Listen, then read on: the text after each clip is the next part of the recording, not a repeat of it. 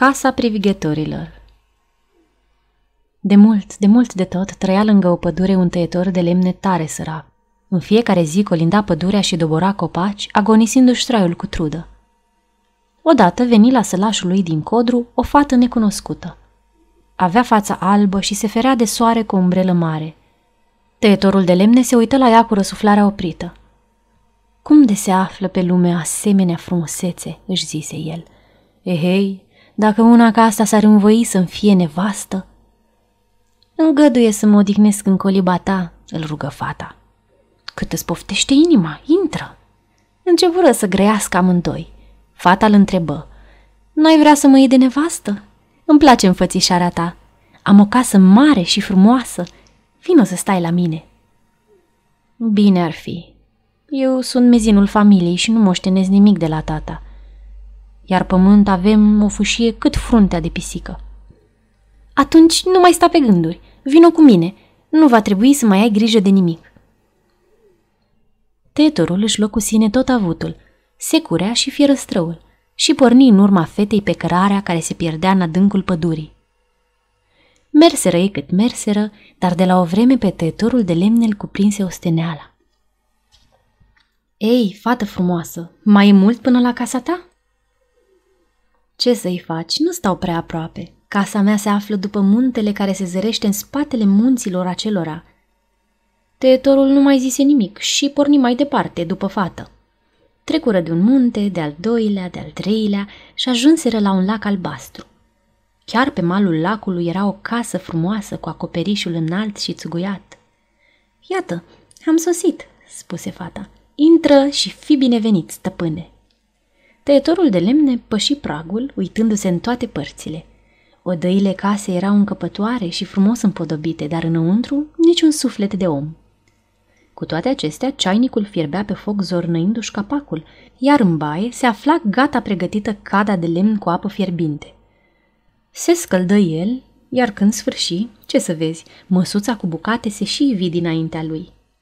Niciodată nu mâncase tăietorul de lemne un orez atât de alb, niciodată nu băuse un vin atât de gustos. Se însură cu fata și trăi cu ea fericit și fără grijă. Nimic nu-i lipsea, n-avea decât să ceară că toate îi veneau de-a gata. După un timp li se născu și un fecioraș frumos.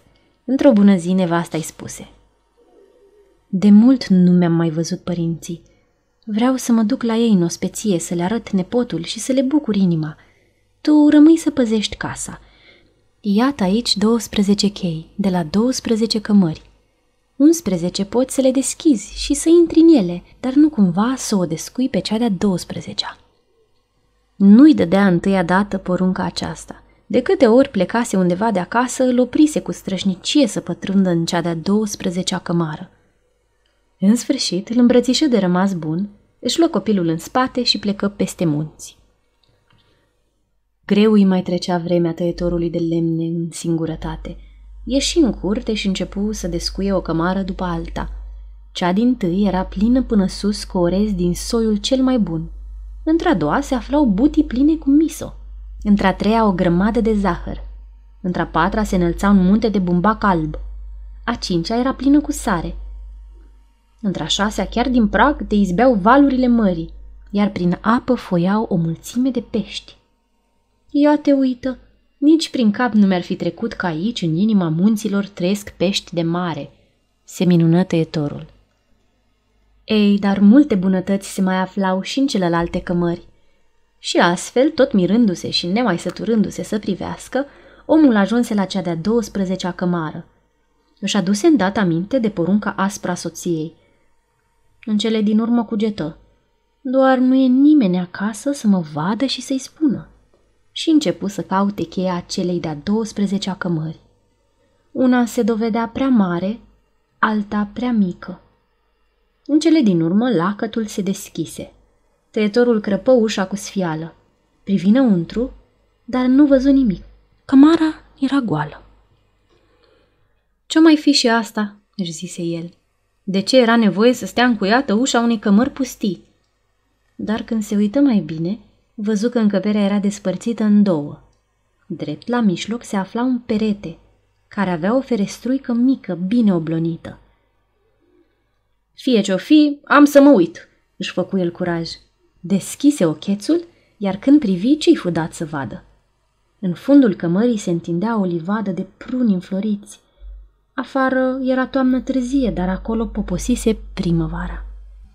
Copăceii arătau întocmai ca niște nouri rozalii. De pe o creangă pe alta zburau o mulțime de privighetori, scoțând triluri măiestre.